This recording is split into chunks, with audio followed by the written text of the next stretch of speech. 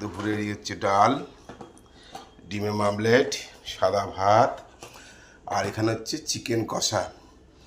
এখানে একটা চিকেন রয়েছে, ওটা ঝোল, আর এখানে কষা।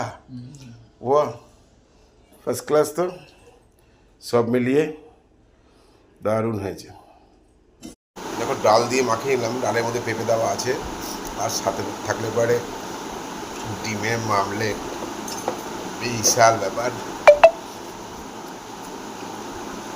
আর কিছু চাই না। রাজু গান কেন লিখছে, যাই হোক ভালোই লাগছে।